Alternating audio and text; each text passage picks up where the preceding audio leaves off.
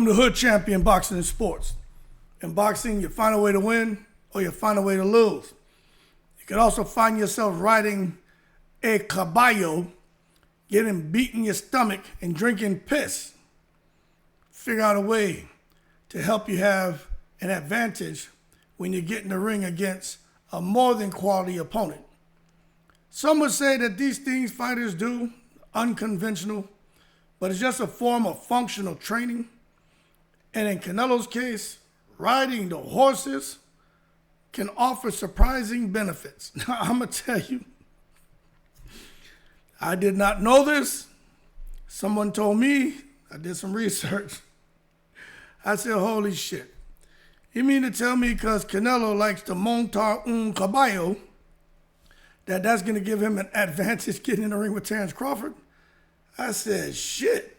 For those of y'all who didn't know, riding a horse enhances core strength, it enhances balance, and also mental focus, which translate directly into the ring. Now, core strength and stability. Balancing on a moving horse requires constant engagement of the abdominal and lower back muscles. Now,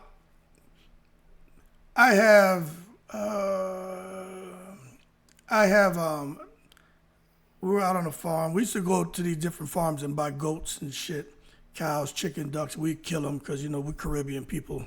So we eat all of that shit. But I remember as a kid going out there, man, and my dad picking up 2 rams or whatever. We bust the throat on them, we skin them and everything. And the guy, he had a horse, and he allowed my brother and I to go out there and ride it around. But I can remember then just having to really contract the midsection to maintain your balance. If not, you'll come flying off that. Like, I live here in Texas. Sometimes you go to these flea markets and stuff. They'll have a mechanical bull and shit. And you see people getting on and getting thrown off. But, my sons and I went out there and we got on one playing around. And I'm going to tell you, that shit is a workout, man. So this thing about balancing on a moving horse requires constant engagement of the abs and the lower back muscles. That shit is 100% true.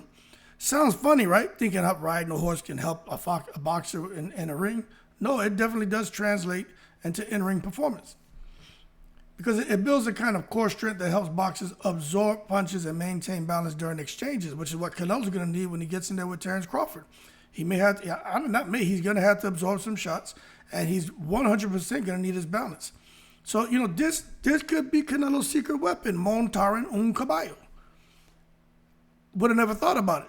But these are, what I'm telling you are facts. Like, I'm joking with the shit, but the shit is 100% true.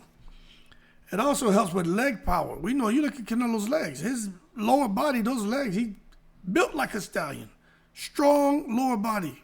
That's where a lot of his power comes from, the explosiveness and the power that he generates from those thick legs.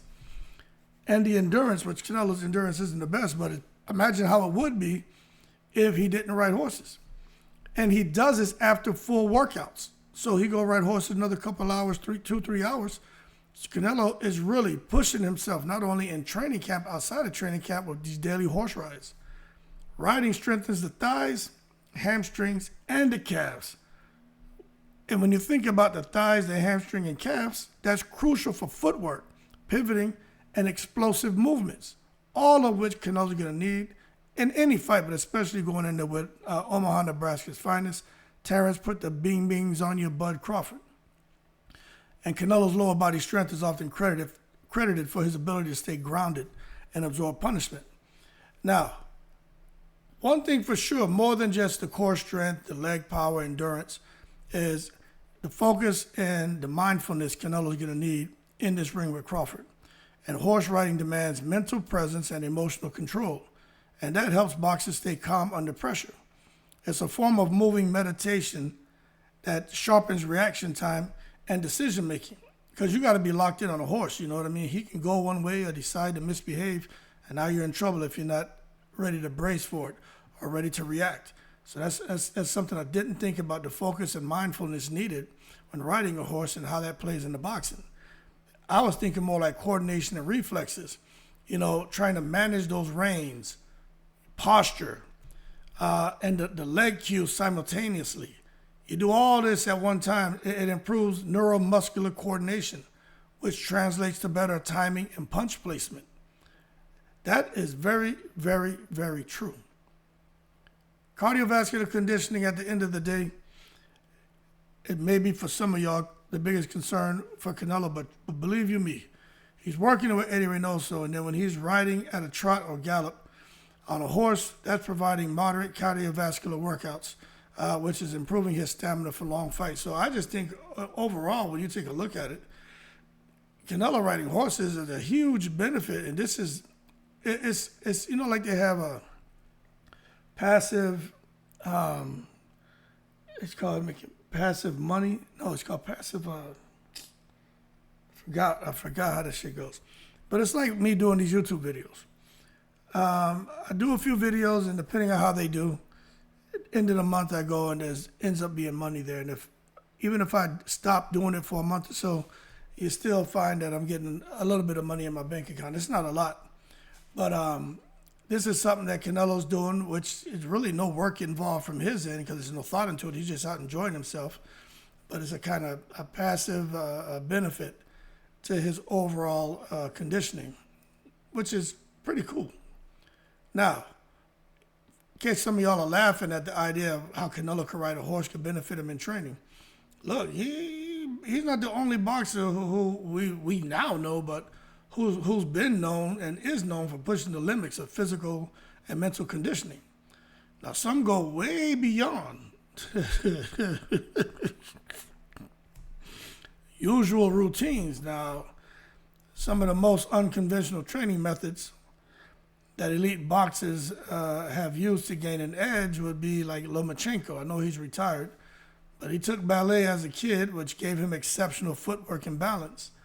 There's other dance styles like hip-hop, house, and contemporary, which can also help with agility and rhythm, key elements in boxing footwork. We know Adrian Broner was always dancing and acting the fool, and he had fantastic balance. So maybe the dance training from ballet to hip-hop to whatever, maybe it really does help with boxing footwork. Then you see Manny Pacquiao. I've seen other fighters too. I don't know about getting beat in the midsection with that stick. But, Manny Pacquiao's the one where we first saw, famously having his trainer hit him with a wooden stick to condition his body to withstand pain. That shit was crazy. And he still does it. But he claimed it helped both with his physical resilience and mental toughness.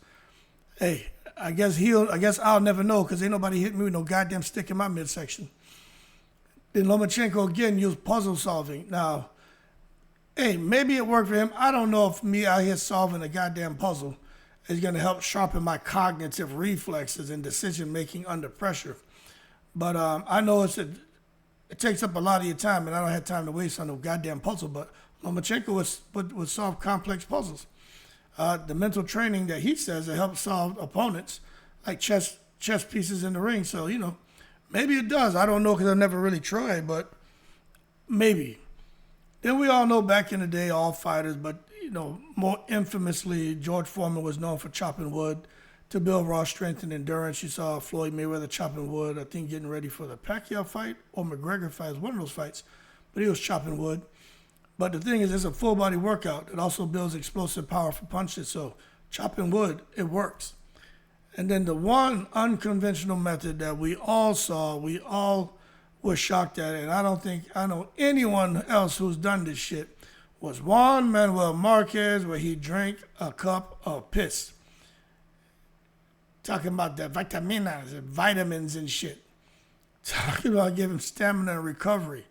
Now, I don't really know much about drinking your own piss, but anyway, the golden elixir, that's what old Juan Manuel Marquez, that's what he was taking. But again, unconventional. Did it work for him? I don't think so, but he did it. Drink that shit getting ready for Mayweather. Mayweather still put the bing bings on his ass. And then, of course, you can't leave Usyk out with the medicine ball drills, rainbow slams, eccentric catches to build core, deceleration strength, and helps him with his posture and to recover quickly after throwing punches. I believe everything Usyk does will work for anyone. Usyk is just a machine, man. And however he trains, him and his team should patent that stuff, and they should sell those workout plans because they can make a lot of money because whatever he's doing, shit works. Now, one thing I did not know that Marvin Hagler used to train by running backwards in heavy boots to build leg strength and mental grit. He also trained in cold, isolated environments to avoid distractions. I knew that, but I didn't know he ran backwards in heavy boots for miles on end. That is crazy. If you ever ran backwards for just 400 yards or one lap around the track, you know how hard that shit is. For miles on end, that's crazy. I'm surprised he didn't get dizzy and fall over and hit that big bald head of his on the concrete. That shit is not easy to do.